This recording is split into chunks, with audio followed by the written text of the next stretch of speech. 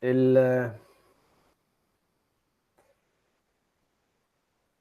acá. Como es en esta semana subí, no sé si lo pudieron ver, lo subí en novedades y también lo subí en en el apartado de laboratorio. ¿Por qué les aclaro esto? Porque posiblemente este fin de semana suba otro video que fue un video que filmó acá.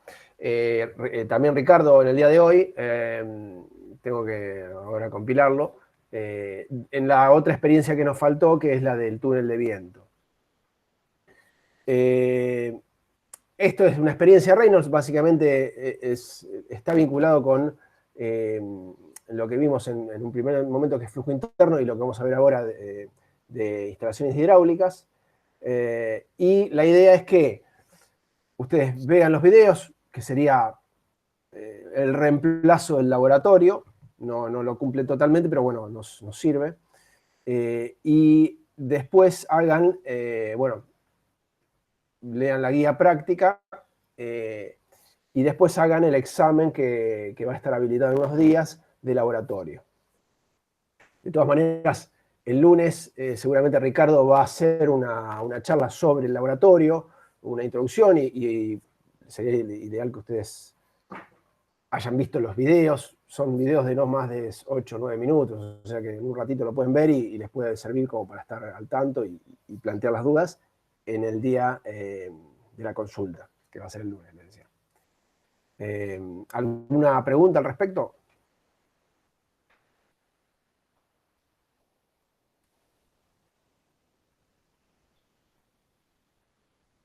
Bueno,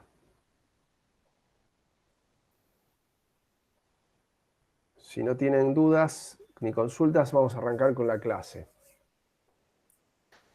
Nosotros, cuando vimos flujo interno, hicimos una introducción a este tema, a instalaciones hidráulicas. Voy a arrancar desde el inicio. Eh,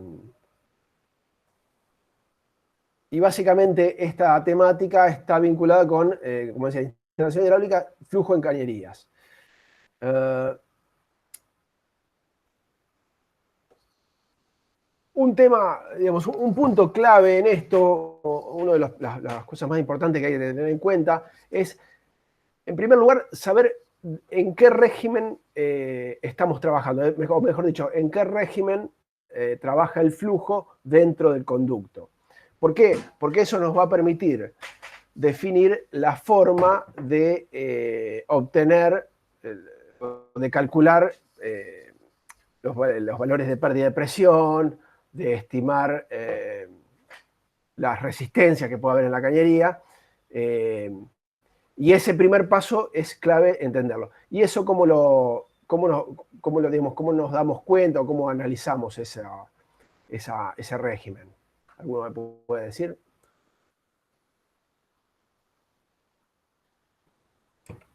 Según el número de... No te alcancé a escuchar, pero me imagino que dijiste algo del número de Reynolds, sí. Bien, sí. El número de Reynolds, que es un balance, una relación entre las fuerzas inerciales, que uno las puede calcular multiplicando la velocidad por una longitud característica. En el caso de una tubería, esa longitud característica sería el diámetro interno del caño, el diámetro interno o el radio, según cómo lo trabajemos, qué relación trabajemos, pero velocidad por diámetro me da el equivalente a las fuerzas, o un parámetro vinculado con las fuerzas inerciales. Y eso dividido las fuerzas viscosas, que es básicamente el parámetro que nos sirve de referencia, es la viscosidad o cinemática o la viscosidad dinámica dividido la densidad. Entonces, con ese número de Reynolds, nosotros vamos a saber si estamos en un valor de Reynolds por debajo de 2300 en cañerías, trabajaríamos sobre flujo laminar. Y si estamos sobre 4000, flujo turbulento.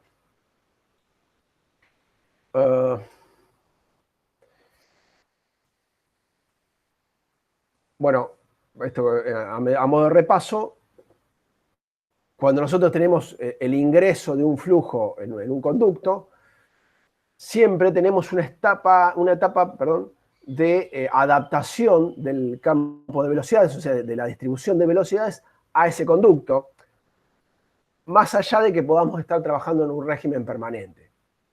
Ahora pregunto yo, ¿qué implica estar trabajando en un régimen permanente?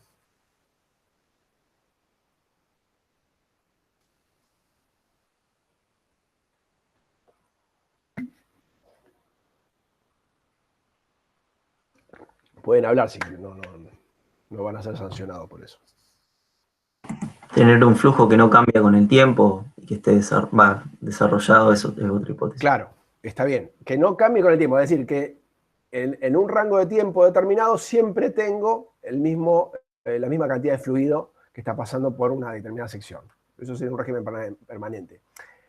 Ahora bien, vos hablaste de que no cambie a lo largo de una determinada trayectoria, dijiste. En el tiempo que no cambia. Perfecto. Podemos tener un flujo así, que no cambie en el tiempo, ingresando al conducto. Ahora bien, desde el ingreso hasta una cierta distancia, aguas abajo del conducto, vamos a tener un periodo de adaptación del campo de velocidades. Al inicio el campo de velocidades va a tener una determinada distribución, por ejemplo, podría ser plana, o sea, podría venir con un frente plano, parecido al caso del flujo cuando incide sobre un álave, en flujo externo, en este caso sería flujo interno, podría tener un frente plano e ir siendo atrapado por la viscosidad de la frontera de las paredes laterales del conducto, cada vez más hasta llegar a un punto en donde todo el campo de velocidades va a ser abrazado, digamos, va a ser contenido por esa región viscosa. Esa zona, esa distancia hasta la cual se alcanza ese régimen totalmente desarrollado es lo que le llaman región de entrada hidrodinámica o distancia distancia de desarrollo, creo que le llaman en alguna bibliografía. Y fíjense que en el caso de un flujo laminar, la distancia dice 0.05 del Reynolds por el diámetro. Asumiendo cualquier valor de diámetro, en los dos casos sería lo mismo, 0.05 de Reynolds, estamos hablando de Reynolds, por ejemplo, de 2000, ¿qué estaríamos diciendo? Un valor de, el 10% sería 200, 100, esto sería algo así como 100 veces el diámetro, para tener una noción, para números de Reynolds entre 1000 y 2000, contra 10 veces el diámetro. ¿Qué les estoy queriendo decir con esto? Que en un flujo laminar se tarda bastante más tiempo en alcanzar el perfil desarrollado que en un régimen turbulento, que en general anda en valores del orden de 10 veces el diámetro. ¿Y eso por qué ocurre? Les pregunto a ustedes. Porque los efectos viscosos son más fuertes que en un flujo turbulento. Claro, está bien, está correcto. O sea, en un flujo turbulento, justamente el efecto difusivo que tiene el flujo va a tender a arrastrar hacia el interior de la corriente más rápidamente el efecto viscoso que en un flujo laminar, donde solo dependerá de la fricción entre capas de fluido. Entonces, ese es un detalle a tener en cuenta. Cuando trabajamos con flujos turbulentos, por ejemplo, y queremos censar algún parámetro, como podría ser la presión, digamos, supongamos que tenemos un conducto y supongamos que tenemos alguna reducción de sección, venimos con un determinado diámetro y se reduce a un diámetro menor, ¿no? Diámetro 2. Y nosotros, por ejemplo, queremos medir la presión a la que está el fluido en este diámetro más pequeño. ¿Dónde vamos o a dónde deberíamos poner el manómetro?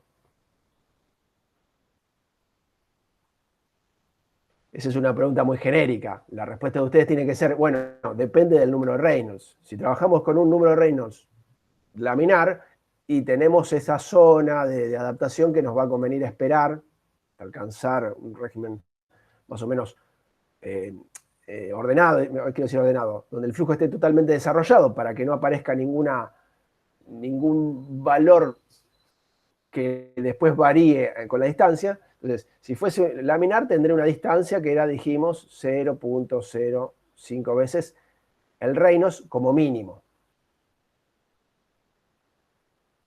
por el diámetro. Y si fuese laminar, turbulento, posiblemente la distancia va a ser un poco menor y va a ser de esos 10 veces el diámetro.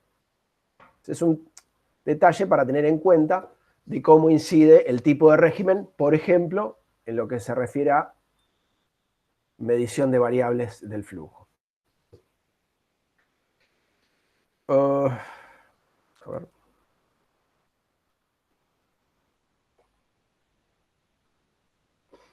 Bueno.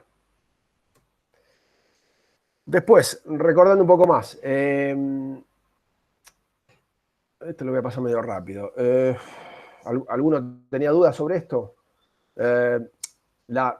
Lo que les decía acá es que la variación de presión de un punto a otro en un conducto con flujo interno, entre un punto 1 y un punto 2, tendrá que ver con, en el caso laminar, con este 32 veces mu, la viscosidad, por la longitud, por la velocidad sobre el diámetro al cuadrado. Es decir, la caída de presión es directamente proporcional a la longitud y a la velocidad. Eso es interesante, porque en el flujo laminar, digamos, se hace un poquito más sencillo el cálculo de las presiones o de las caídas de presión. No sé si eso lo distinguen. Pero claro, esa función relativamente sencilla está vinculada con el hecho de, digamos, que sí, que el flujo laminar en conductos, en este caso de sección circular, sección transversal circular, tiene un comportamiento equivalente a una función determinada, que es una función parabólica. Nosotros estamos, en definitiva, representando un comportamiento de tipo parabólico del flujo, y eso tiene su correlato en una caída de presión. Ahora, cuando trabajamos con flujos turbulentos, no tenemos tan definido ese perfil de velocidades, y en general nos movemos con valores o con parámetros que en la mayoría de los casos han sido obtenidos de manera experimental. Originalmente experimental, hoy en día también a nivel de simulación numérica se pueden obtener ese tipo de parámetros, pero tiene esa lógica, digamos. Ustedes tienen que tener valores medidos en ensayos. Y eso es esa variación de presión, o la variación de presión dividido la densidad que les da, no la densidad, perdón, sí, dividido la densidad que les da la altura o la carga, la pérdida de carga que se produce entre dos puntos de un conducto. Entonces tiene que ver con un factor de fricción, una relación de longitud de cañería versus su diámetro, y el término, o mejor dicho, este sería el término cinemático.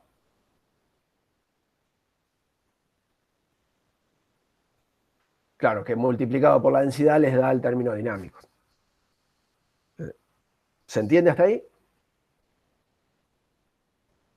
Profe, o sea que la velocidad es el factor que mayor influye en la pérdida de presión.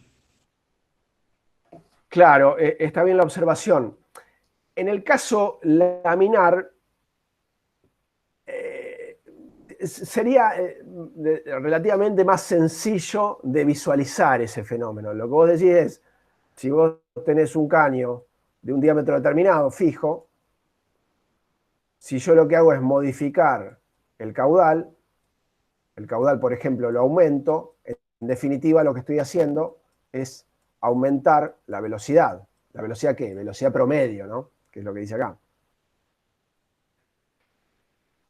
Y eso inevitablemente, como sería, por ejemplo, para una longitud determinada, y dijimos a un diámetro determinado, al aumentar la velocidad aumenta directamente proporcional el salto de presión y por ende la variación de carga.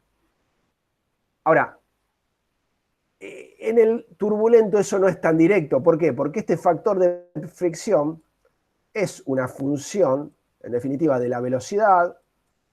En realidad es del número de Reynolds, no de la velocidad. Perdón. Con el tiempo me voy haciendo más ducho en el manejo de esta herramienta. Al principio era medio bestia, pero ahora va teniendo más forma de letra esto. Decía, con el número de Reynolds y con la rugosidad del conducto. En realidad es la relación entre la rugosidad y el diámetro del conducto.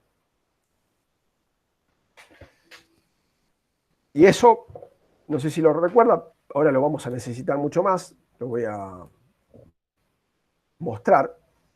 Eso en general es visible en este tipo de ábacos.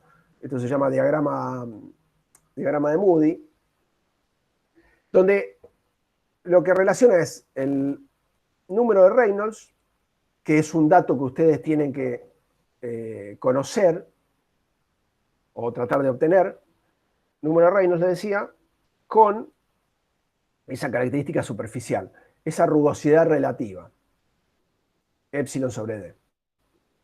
¿Por qué relativa? Bueno, porque podemos tener un determinado valor de rugosidad, digamos, una centésima, pues, digamos, 1 sobre 100 de milímetro, para un caño, por ejemplo, de este tamaño. O sea, a lo mejor si ustedes miran en el microscopio van a ver una determinada rugosidad, y este epsilon sobre el diámetro les va a dar un valor determinado. Ahora, la misma rugosidad para un caño de mayor diámetro, evidentemente va a tener mucho menos incidencia que para el caño de menor diámetro.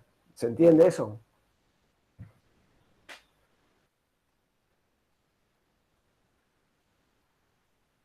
Sí, perfecto. Sí, Bien, entonces, lo que importa en definitiva es esa rugosidad relativa. Entonces, con el Reynolds y la rugosidad relativa, ustedes obtienen un valor de fricción, un coeficiente de fricción.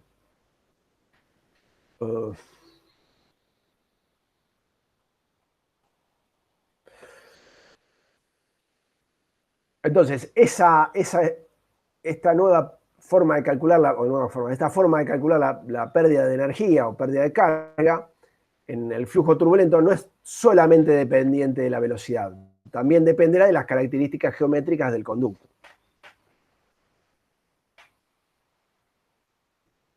Claro, y eso se ve reflejado en SF. En SF, claro. O sea, Geométrico. está bien, está bien la observación. En el caso de un flujo turbulento, ustedes en realidad tienen que obtener, o tienen dos variables, dependen de dos variables, que en general lo que se hace muchas veces es iterar si no conocen, por ejemplo, la velocidad a la que circula. Entonces, si, después vamos a ver algún ejemplo, pero si lo que ustedes quieren obtener es una pérdida de carga determinada, o sea, definen el valor de pérdida de carga y de ahí deducen la velocidad iterando hasta obtener el factor de fricción de acuerdo al tipo de flujo que necesitan. Pero, insisto, ya es un poquito más complejo que el caso laminar, se hace un poco más engorroso. De todas maneras, esto con herramientas informáticas es sencillo de calcular. Lo importante es entender el concepto de este fenómeno.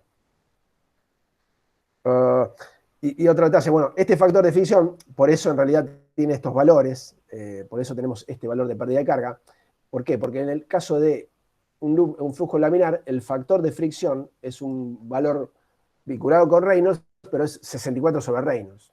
Es decir, conociendo la velocidad, conocemos la pérdida de carga, básicamente, porque conocemos fácilmente el Reynolds y varios detalles más. Ahora bien, como vimos recién, en el caso de flujo turbulento, ya depende no solamente del Reynolds, sino también de las características del conducto en el que se circula.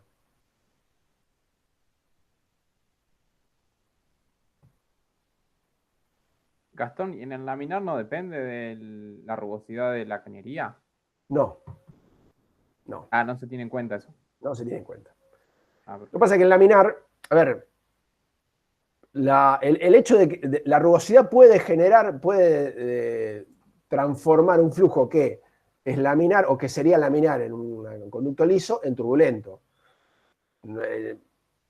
Pero en general, digamos, cuando estamos muy cerca de la frontera entre laminar y transición, eso puede darnos flujos turbulentos. Pero en general los flujos laminares tienen la característica de adaptarse a la geometría ordenadamente, digamos, en forma de capa. Entonces, y sobre todo, hablar de Reynolds tan bajos, por debajo de 2000, implica en general muy bajas velocidades de desplazamiento.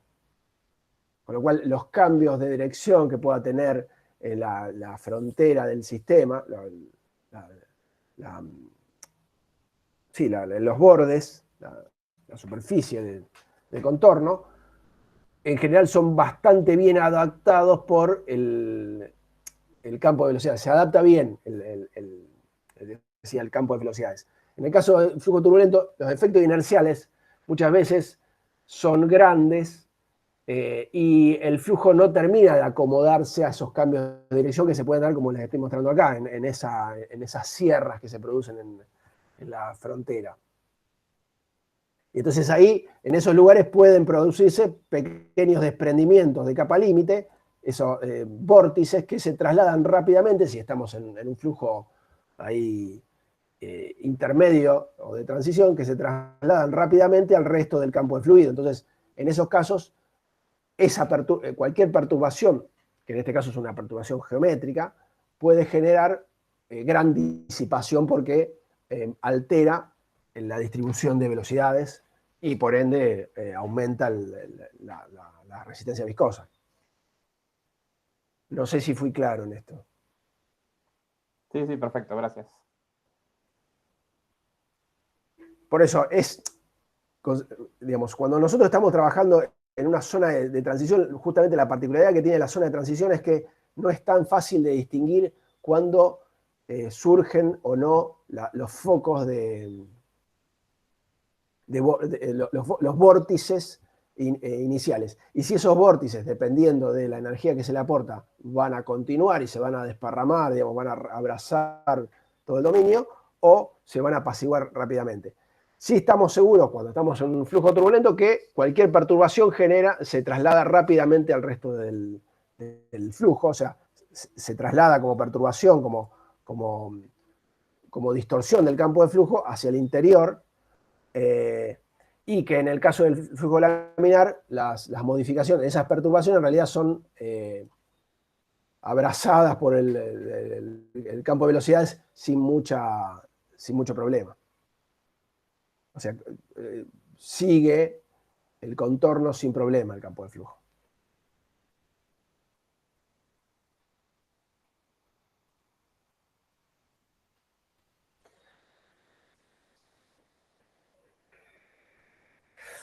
Esto que les presento acá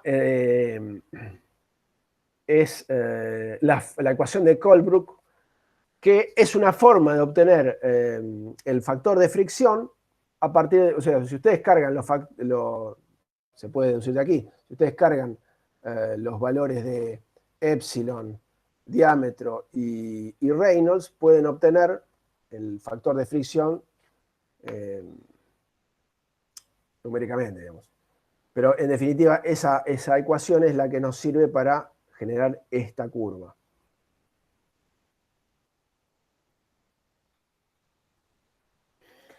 Uf.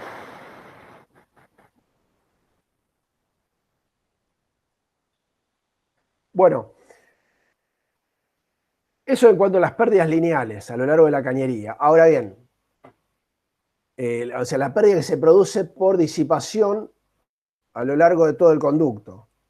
Pongamos de vuelta, un conducto de un diámetro constante, el hecho de que del fluido roce contra las paredes del conducto, ya sea que sea laminar o turbulento, o sea, todo el rozamiento que se produce por el fluido entre las paredes del conducto y entre el mismo fluido, genera que, si en un lugar teníamos una determinada presión, perdón, una presión al inicio, por ejemplo, si esta es la dirección y el sentido del flujo, presión 1, y a cierta distancia tenemos otra presión 2. Lo que intento dibujar son manómetros. Presión 2 menor que la presión 1, entonces en ese recorrido, la presión 1 es mayor que la presión 2, decía, si lo trazo como líneas de energía, arranco de un nivel energético y llego a otro nivel energético inferior, esa diferencia de energías, este salto, delta H, L, pérdida de carga longitudinal, se produce justamente por una disipación a lo largo de un conducto, de una distancia, quiero decir. Ahora, adicionalmente pueden existir, como les decía antes, accesorios, lo que le llaman pérdidas menores en la bibliografía, yo lo suelo llamar pérdidas localizadas, que por ejemplo pueden ser una reducción de sección, un achicamiento del conducto. Lo voy a dejar con otro color para ir cambiando. Entonces, en ese caso, vamos a ir con el rojo, si veníamos con este nivel de carga hasta este punto, el efecto que produce ese cambio de sección, en general es bastante grande para el tamaño que ocupa físicamente. O sea, la restricción que me produce ese dispositivo suele ser bastante importante, por eso me resulta chocante el nombre, pérdidas menores, bastante importante para el tamaño que tiene el objeto. Entonces, en general se grafica como una brusca caída, como un escalón donde cae la energía, y luego la energía, si supongamos, como dijimos, esto es otro conducto de menor diámetro, y luego la energía seguirá disipándose. Ahora bien, la pregunta es, y ahora les pregunto yo a ustedes, yo paso de un diámetro mayor, 1, a otro diámetro menor. Es decir, diámetro 1 mayor que diámetro 2. ¿Cómo son las velocidades? Si estamos trabajando en régimen permanente y flujo incompresible. Velocidad 1 menor a velocidad 2. Claro, la velocidad 1, está bien, va a ser menor que la velocidad 2. ¿Y las presiones?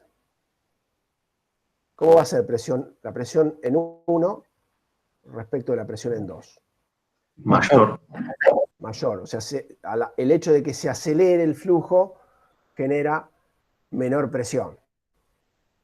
Presión estática, ¿no? Perfecto. Ahora bien, ¿cómo creen que va a ser la inclinación de esta curva, de esta recta, una vez que haya entrado, digamos, en este nuevo conducto? ¿Va a ser igual que esta, mayor, menor? Es prácticamente constante, va a tener una leve inclinación hacia la derecha o a una pendiente, Va a tener una pendiente, perfecto. pero mucho menos pronunciada sería. En el conducto de menor diámetro. Sí. O sea, si yo Va a voy a ser graficar... A ver, sí, decime. mayor, va a ser, porque vos tenés menor, ¿cómo es que se llama esto? La relación de rugosidad a diámetro. Bien, estamos por eso. Entonces voy a hacer tipo un concurso. Alfa 1 y alfa 2. O sea, los ángulos de inclinación, las pendientes de pérdida de carga de cada conducto. Entonces, algunos me dicen, Además la bueno, velocidad es mayor, entonces, ¿qué tal? No, Claro. sí, tiene mayor, tiene razón. claro, bueno, está, perfecto. Entonces están orientados. Fíjense, la pérdida de carga lineal, ¿acá dónde estaba? Acá, la pérdida de carga que tenga en un conducto dependerá de un factor de fricción que es dependiente del Reynolds, y esto a su vez dependiente de la velocidad. Cuando aumenta la velocidad, aumenta el Reynolds.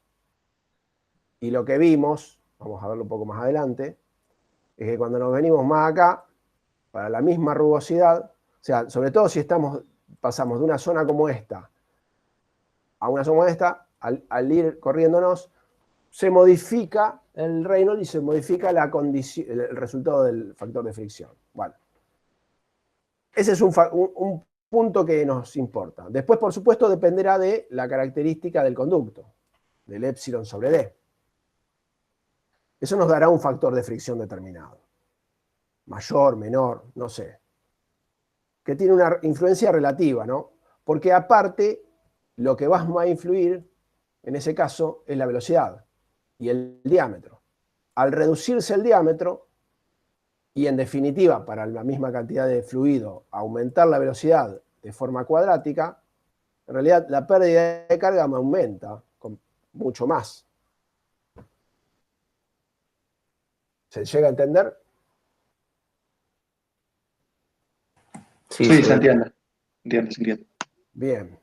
Perdonen, avísenme si por ahí paso rápido entre las diapositivas y los confundo. Entonces, la inclinación que va a tener o la pendiente que va a tener esta pérdida de carga en el caño de menor diámetro, siempre y cuando, por supuesto, el caudal sea constante, va a ser mayor. O sea, alfa 2 va a ser mayor, más grande, o sea, va a tener más pendiente. Vamos a hacerlo inclusive más pronunciado.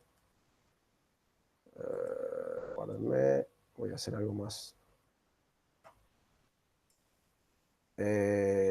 Si esta, por ejemplo, es la horizontal, yo voy a hacer algo mucho más pronunciado. Bueno, no me salió muy pronunciado, veremos. Vamos a darle más pronunciado. ¡Ay! Algo que se note más. O sea, alfa 2 tendría que ser más importante, la inclinación más importante que la pérdida de carga en el conducto de mayor diámetro. Entonces, dos cosas que ya vimos. Si tenemos un flujo que circula por una cañería en serie, ¿y por qué le digo en serie? Porque todos los elementos que están por donde va circulando el fluido están uno, digamos, atrás del otro en la dirección del flujo. O sea, el fluido va surcando por distintos elementos. Entonces, en este caso, en serie, lo que ocurre es que al pasar de un mayor diámetro a un menor diámetro, se me modifica la pendiente de pérdida de carga. Y adicionalmente, en cada uno de los accesorios, como hicimos acá una reducción, podría ser algún tipo de válvula. Generalmente las válvulas se grafican como una especie de X, y en algunos casos se le pone el simbolito de la manija. Depende de la simbología, yo no la recuerdo toda, pero suele ser una X con una manijita para indicar una válvula, que es una válvula, un regulador o un restrictor de flujo. Entonces, en esos casos, una válvula, una reducción, un codo, por ejemplo, un codo de 90 grados, todos esos elementos generarán distorsiones y en definitiva generarán disipación, que por ser, en general, esas disipaciones son importantes, o sea, es una caída brusca de energía respecto a su dimensión geométrica. Se pierde mucha energía en poco espacio, básicamente.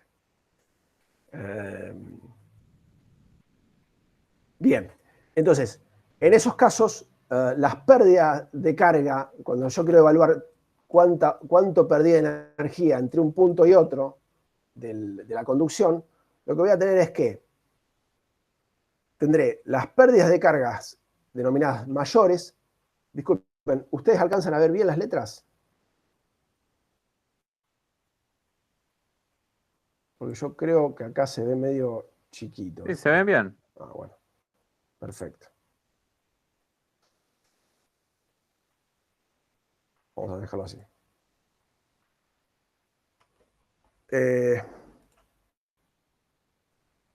Decía, las pérdidas de carga serían, de vuelta, en una conducción en serie, serían la suma de todas las pérdidas de carga que se den en cada uno de los conductos que forman esa conducción.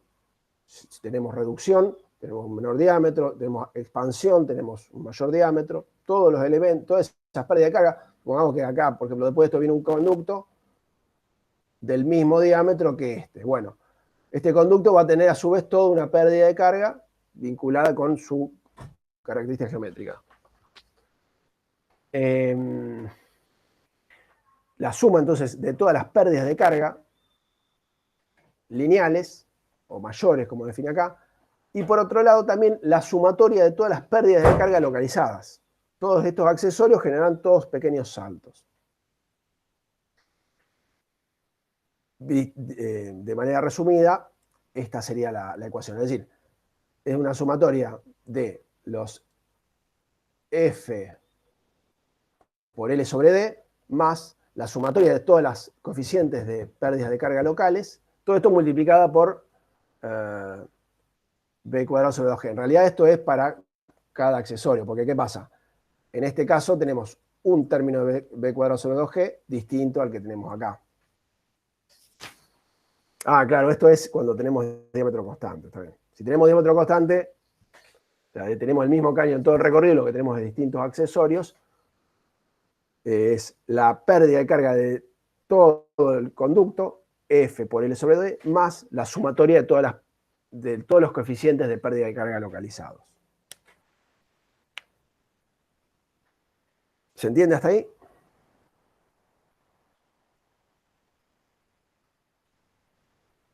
Sí, se entiende, profe.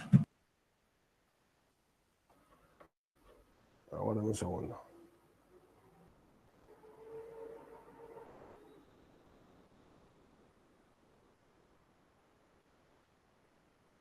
O sea, si son de distintos diámetros, hacemos dos cuentas distintas, pero o sea, se seguirían sumando.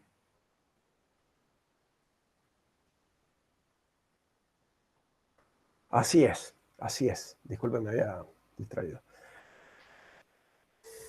Bien, bueno, vamos a ver qué sigue por acá.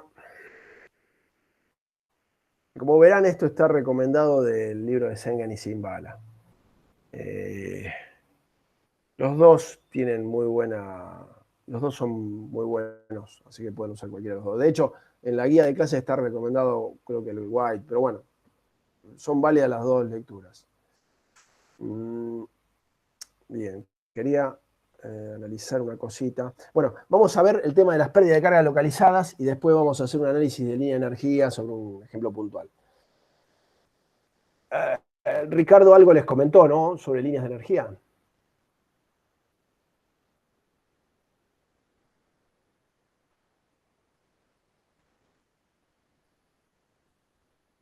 Bien, bueno, lo vamos a repasar. Les decía, entonces, en los casos de cada uno de los elementos que forman parte de la cañería, elementos puntuales, accesorios, tenemos distintas coeficientes de pérdida de carga de acuerdo a las características. Vimos de este análisis que cada elemento que forma parte de la cañería tendrá una pérdida de carga vinculada con un coeficiente K, que también en general suele ser empírico ya sea experimental a nivel de laboratorio o numérico, pero bueno, se hacen pruebas para sacar este valor de coeficiente. ¿Por qué? Porque después ese coeficiente es un coeficiente que nos permite multiplicarlo con la velocidad a la que va a circular, la velocidad promedio. Es decir, nos permite trabajar con distintos valores de velocidad, distintas condiciones de flujo. Entonces, es ideal tener un factor de fricción y después, sabiendo la velocidad que va a circular el flujo, velocidad promedio, velocidad que va a circular el flujo en esa cañería, obtengo la pérdida de carga que me produce ese accesorio.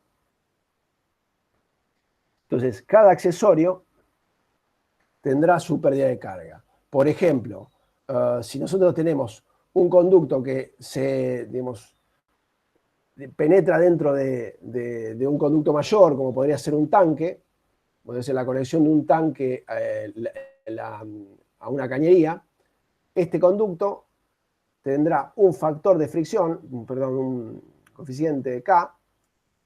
Estos coeficientes, por otro lado, son adimensionales, porque fíjense que para que esto me dé en términos de nivel, ya el hecho de tener b cuadrado sobre 2g me da un valor de... el resultado que me da en unidades de distancia, en metros, por ejemplo. Entonces son todos coeficientes adimensionales. Es ideal porque me permite trabajar con cualquier dimensión. Si yo trabajo con velocidades de, no sé, pulgadas por, no sé, por segundo, me va a dar en pérdida de carga en pulgadas. Por supuesto, tiene que haber homogeneidad dimensional. Entonces decía, este conducto, este tipo de accesorio genera una pérdida de carga mayor que si el conducto, digamos que si la conexión es directa. Y más aún la pérdida de carga que si tenemos un redondeo en el ingreso, con un determinado radio. ¿Por qué? Porque fíjense, no sé si hay una imagen de esto, después no hay. Pero creo que en el white hay más dibujos sobre esto. El fluido para ingresar al conducto va a tener que adaptarse. Cuando el flujo es laminar, como dijimos, el problema de la adaptación no es muy importante. El flujo se acomoda, digamos, la distribución de velocidades logra adaptarse a esta geometría. Ahora, cuando tenemos flujos turbulentos, en general, se producen desprendimientos de capa límite en el ingreso, o sea, se producen zonas de vorticidad, zonas muertas que se llaman zonas de recirculación. Y si yo hago un zoom de esto, lo que voy a ver es, aguardemos un segundo, como si este fuese el conducto, lo que voy a ver es que en esta zona lo que tengo es fluido que recircula. O sea, fluido que está recirculando, dando vueltas sobre sí mismo. Entonces, y posiblemente también se produzca algo parecido en esta región. Entonces, el fluido va a tender a, el fluido que siga circulando se va a ir adaptando a esas zonas de recirculación, las va a superar y va a generar una geometría restringida, con una menor sección de paso. Entonces, esas regiones, decía, eso mismo genera una restricción, un angostamiento del fluido que, perdón, así al revés, que genera evidentemente mayor rozamiento, más disipación. En esta zona hay fluido rozando contra sí mismo y contra las fronteras, y en esta región hay un aumento de velocidad y por ende flujo que roza contra otros fluidos. Entonces, inevitablemente aquí va a haber más pérdida de carga que en una geometría adaptada. Y va a ser mucho más brusco en esto, donde el fluido tiene que sobrepasar toda esa superficie que se introduce dentro del campo de flujo. Entonces, tendremos, de acuerdo a cada condición, ya sea esto mismo, ingresando el flujo a un conducto de menor diámetro o entrando el flujo desde un conducto de menor diámetro y expandiéndose en uno de mayor diámetro, en estos casos tendremos distintos coeficientes de pérdida de carga. Y eso nos va a dar el valor de disipación energética que tiene cada accesorio. Acá podemos... Más grande va a ser menor. Repetime que no escuché bien. Cuando el R sea más grande va a ser menor el coeficiente de pérdida, ¿no? Sí, en general tiende a ser menor cuando este radio, o sea, cuanto más suave es la curvatura, cuanto más suave es el paso de una sección a otra, suele ser menor ese efecto de disipación energética. Sí. En general está relacionado con eso. Después hay una cuestión, geométrica, es decir, constructiva, y muchas veces económica. Radios muy grandes, en general suelen ser incompatibles con una instalación. Claro, sí.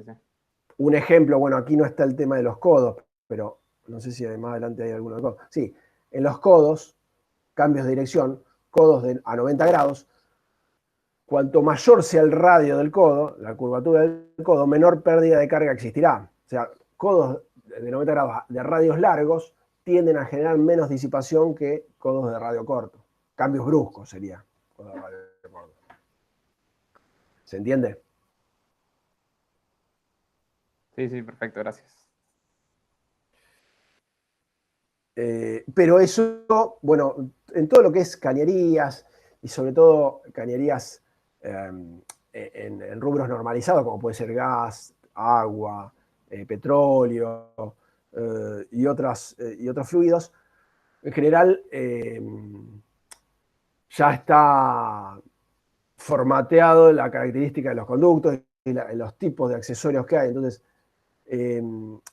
y eso inclusive ya tiene definidos valores de pérdida de carga. Entonces, si ustedes tienen que diseñar una cañería, por ejemplo, para transportar agua, con determinadas características, los accesorios ya existen y tienen sus valores de pérdida de carga definidos. Por supuesto que para ciertas geometrías especiales, bueno, se puede hacer un análisis específico. Y en la recomendación es esa, si lo que busco es poca pérdida de carga, y en general los radios suaves son los que menor pérdida de carga van a producir. Mirá, por ejemplo, acá no tenés codos, pero sí tenés expansión o contracción. Y fíjate un detalle, esta es la curva del K, del coeficiente de pérdida de carga, en función de la relación de diámetros. Acá llamaría diámetro, ¿se alcanza a ver esto? Diámetro más chico, que sería el de chica, sería la restricción, la zona de menos sección, sobre diámetro más grande, todo eso al cuadrado. Cuanto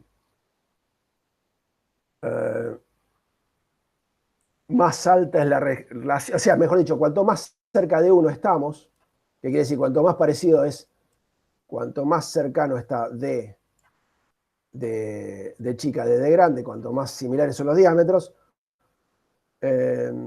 menor es el valor del coeficiente de pérdida de carga. O sea, a medida que nos movemos hacia la derecha, mayor igualdad, menor es el coeficiente de pérdida de carga. Y es máximo, ya tienen un valor máximo cuanto pasamos de 0 al valor cualquiera sea. O sea, en realidad esto tiene un coeficiente de restricción limitado. Pero ¿qué quiero decir con eso? Si ustedes tienen, por ejemplo, una relación del 10%, el valor del coeficiente de pérdida de carga andará en 0.5 en estas expansiones, aproximadamente.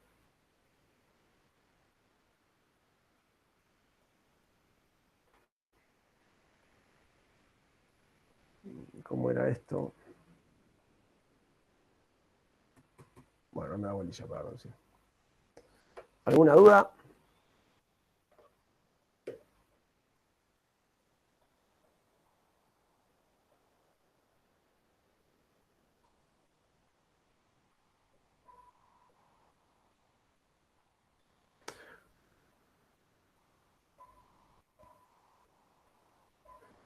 Yo hoy estoy medio complicado con los tiempos. Bueno, vamos a hacer un repaso breve y lo dejamos para el lunes para laburar sobre la ejercitación. ¿Les parece? Bárbaro. Sí, perfecto. Dale, porque yo hoy estoy medio complicado. Bueno, quería demostrarle. Esto es en cuanto a cambios bruscos de sección de paso. Tenemos el otro caso que son las expansiones suaves. Y también, fíjense, cuando el ángulo de apertura sea más bajo, menor será la pérdida de carga. Ahora, imagínense un ángulo de apertura, o sea, un ángulo de conicidad de 30 grados implica que para lograr cierta relación de diámetro necesitamos muchas veces una longitud del accesorio bastante grande. Entonces, esto es interesante para saber sobre qué estamos trabajando, pero en general, de vuelta, cuanto más brusco sea el cambio de paso, el de sección de paso, mayor pérdida de carga generaremos. Tanto para la expansión como para la contracción. En este caso estamos hablando de expansión, o sea, aumento de sección, y en este otro caso, contracción. Tenemos, fíjense, un detalle, hay menos pérdida en la expansión que en la contracción. Y eso tiene algún sentido, porque pasamos de mayor sección, por ende menor velocidad, menor disipación, a reducirlo, perdón, a contraerlo y acelerar el fluido. Entonces, en general eso tiende a ser más disipativo que la expansión. Y como les decía, otros accesorios, los codos, que fíjense un detalle. Aquí dice embridado o roscado. La diferencia entre uno y otro es en general el tipo de entrada que tenga. Embridado Eso le vamos a dejar para Ricardo que les muestre. Los embridados en general suelen tener, no sé si saben lo que es una brida. Suelen tener una especie de... Hola, sí. ¿Alguna vez decía algo? Decía, una especie de plato soldado, o si es fundido ya viene así, alrededor, en el extremo, que no interfiere en la sección interna del conducto. Entonces, ese plato, generalmente aquí se le suelen poner juntas, o sea, un material blando que permita la unión y se los une con tornillos. Si ustedes lo miran de frente, lo que van a ver es un plato y en el interior está el caño. O sea, aquí en esos platos suelen poner tornillos para sujetar. Esto generalmente es para determinado tamaño de conducto. Lo que decía, este accesorio suele tener casi nula incidencia en el flujo, porque la perturbación que puede producir es mínima. O sea, alguna modificación pequeña en la sección de paso. En cambio, un accesorio roscado en general tiende a aparecer alguna perturbación, porque va a existir seguramente una parte que es interior y otra parte que es exterior. Estoy tratando de dibujar, bueno, me queda bastante feo, pero digamos, el hecho de cambiar, que uno de los conductos sea interior a otro, genera un salto, una perturbación en el paso del flujo. Entonces, esa perturbación se ve reflejada en una mayor pérdida de carga, adicional a la que produce el propio accesorio, como puede ser el codo. O sea, para el mismo codo, si es bridado, vamos a tener una pérdida de carga menor que si es roscado. Acá se ve roscado, pero acá estaría perfecta. En realidad no es tan así, suele ser bastante más complicada. Bueno, acá tienen algunos valores de pérdida de carga según el accesorio en cuestión. Pero lo importante de esto es que, como les mostraba acá, lo importante de esto es que cada accesorio generará una pérdida de carga localizada, una pérdida de carga puntual, en función de las características de ese accesorio y de la velocidad con la que viene el flujo. ¿Alguna duda?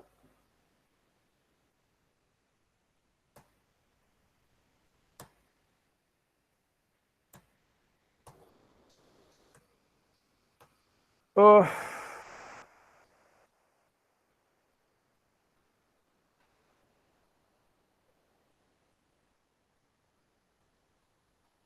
Bueno, esto es interesante porque esto explica mejor lo que yo hace unos minutos traté de explicar. ¿Qué pasa cuando tenemos la introducción de un fluido, mejor dicho, la reducción de sección, de una sección importante, a un conducto?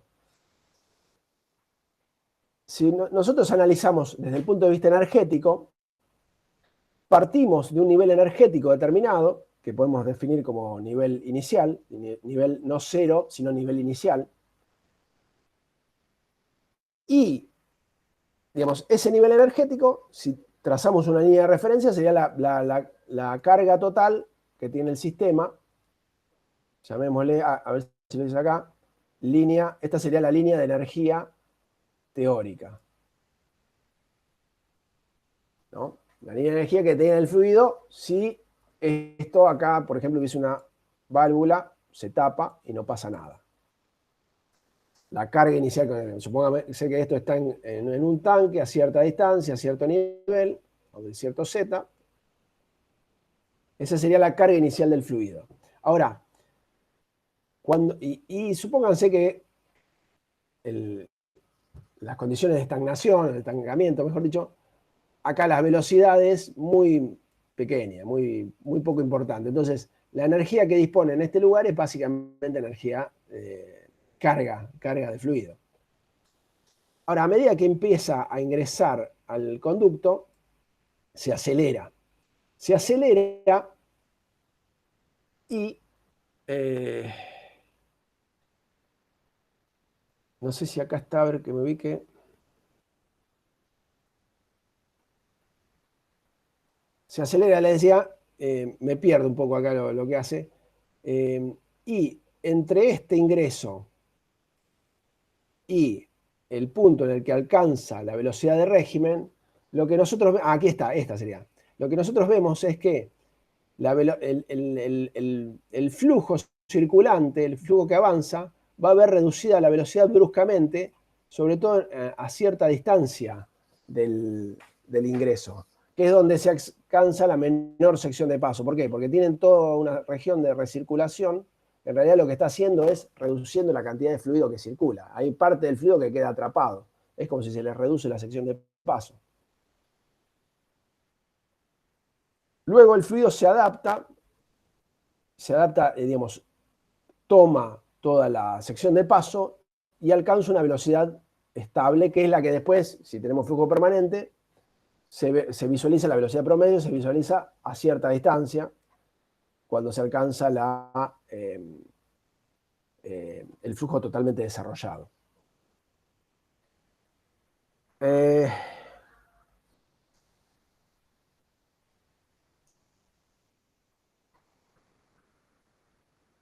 Bien.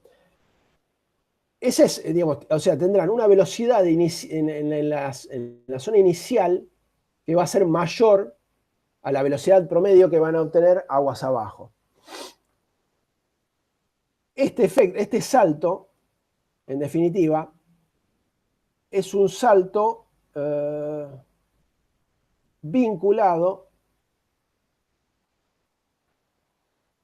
con este efecto que es, en definitiva, usted cuando llegan a este punto van a haber perdido por este efecto toda esta pérdida de carga, toda esta energía disipada, que en definitiva esto ¿cómo lo ven? Lo ven como energía de presión.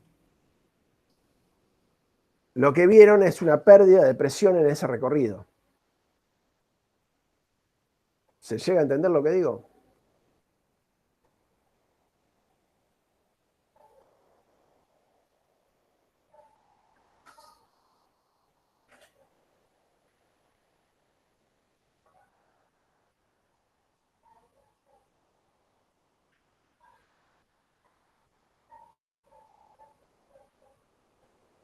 Hola.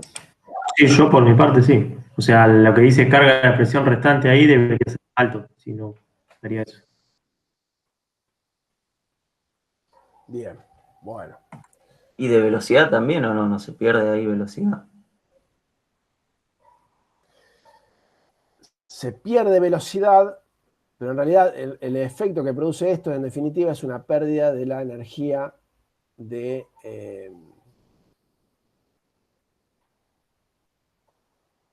presión. Chicos, me van a disculpar, yo tengo que salir en este momento.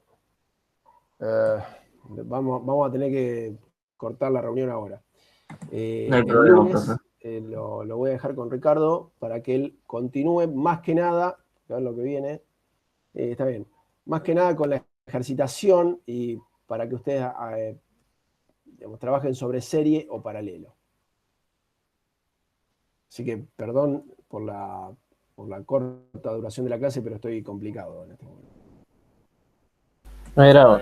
Profe, no pasa nada. Les agradezco que hayan estado y